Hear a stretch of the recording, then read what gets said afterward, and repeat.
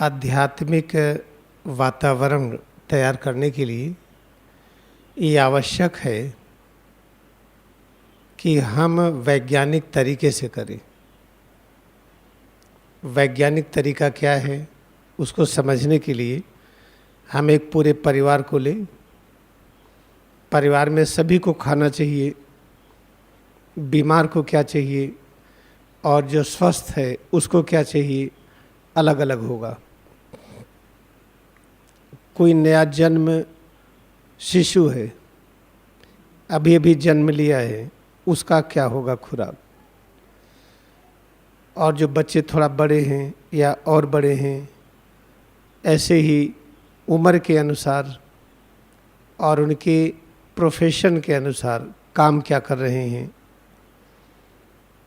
उनकी स्थिति के अनुसार उनकी स्थिति क्या है, उस दिन छुट्टी का दिन है या बहुत ही व्यस्त है, इसके अनुसार खाने का क्रम बदलना पड़ता है।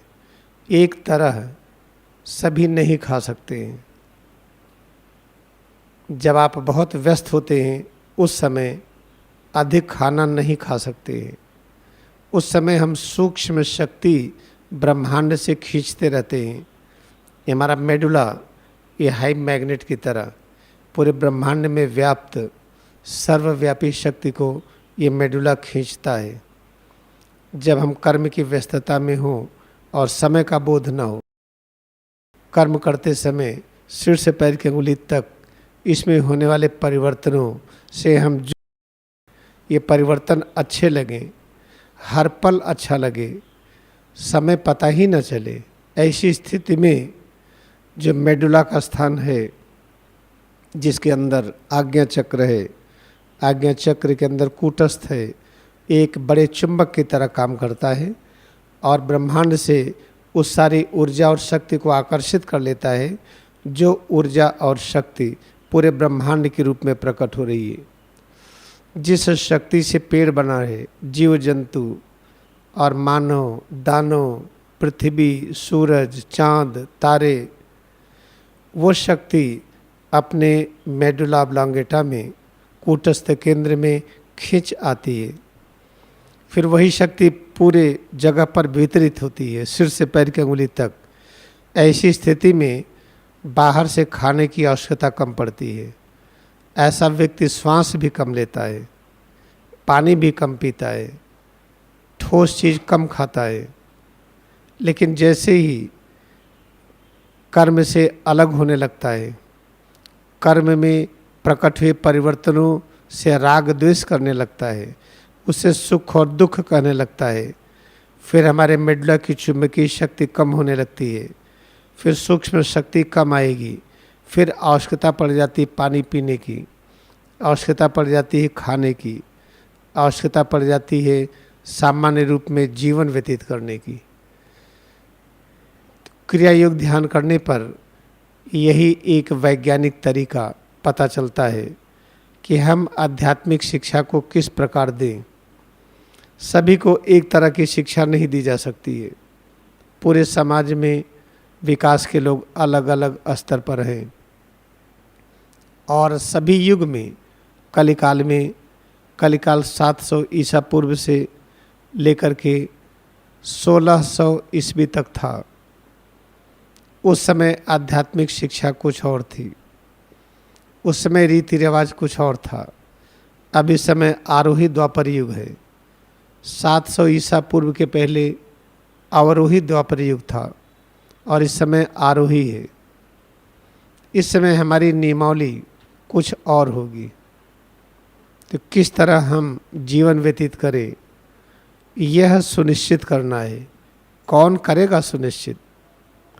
अगर क्रिया योग ध्यान में पूरी भक्ति है, पूरी एकाग्रता से अभ्यास हम करते हैं, तो स्वतः अंदर से दृष्टि मिलती है कि हम किस तरह आगे बढ़ें। खाने पीने का नियम क्या हो, उठने का, बैठने का, बोलने चालने का, हर समय क्या नियमावली हो, स्वतः अंतःकरण में प्रकाशित होता है और तद अनुरूप हम आगे बढ़ते हैं। और अगर ध्यान कम लगा तो हमें किसी का सहारा चाहिए। फिर उसके अनुसार आगे बढ़ते जाएं और अभ्यास करते जाएं। वर्तमान समय आरोही द्वापर युग है। आरोही द्वापर युग में सिर से पैर की उंगली तक इस राष्ट्र को अंधा मन चलाता है। अंधा मन स्वामी होता है मानव अस्तित्व का। अंधा मन सुनिश्चित करता है कैसे खाएं पिएं, क्या सुने, क्या देखें, क्या निर्णय लें। अंधा मन कभी भी सही सलाह नहीं देता है, लेकिन उत्तरोत्तर अंधे मन का विकास हो रहा है। अगर हम क्रिया योग करते हैं तो अंधे मन का विकास तेजी से होता है। फिर हमारा रहन सहन तरीका बदलता है। तो अंधे मन का साम्राज्य 4100 ईस्वी तक रहेगा। हम गलतियां करेंगे और फिर परेशान होंगे, फिर उससे हम सीखेंगे। लेकिन अगर क्रिया युग ध्यान में भक्ति है तो गलती नहीं करेंगे, परेशान भी नहीं होंगे और बहुत तेज़ी से आगे बढ़ेंगे। अंधा मन जागृत हो जाएगा और हम इसी आरोही द्वापर युग में त्रेता की तरह काम करेंगे। त्रेता युग प्रारंभ होगा 4100 ईस्वी के बाद। जब हम त्रेता युग के ज्ञान में होते हैं या सतयुग के ज्ञान में होते हैं, सतयुग प्रारंभ होगा 7700 ईस्वी में। उस समय अंतःकरण में ये ज्ञान होता है कि हम दूसरी की बातों को बिना कहे ही समझ ले। किसी की समस्या क्या है बिना उसके व्यक्त किए ही पता चल जाए और तदनुरूप दिशा निर्देश होता है। इसलिए याद रखिए, सबसे सरल उपाय क्या है अच्छा जीवन जीने का? हम क्रिया योग का अभ्यास में भक्ति बढ़ाते जाएं, फिर हम युग के अनुकूल आगे बढ़ते जाएंगे और आगे बढ़ने की गति हमारी तेज होगी और कम समय में त्रेता युग का ज्ञान, फिर सतयुग का ज्ञान हम प्राप्त कर लेंगे। फिर उसके बाद युग के बंधन से मुक्त होने का ज्ञान पाएंगे।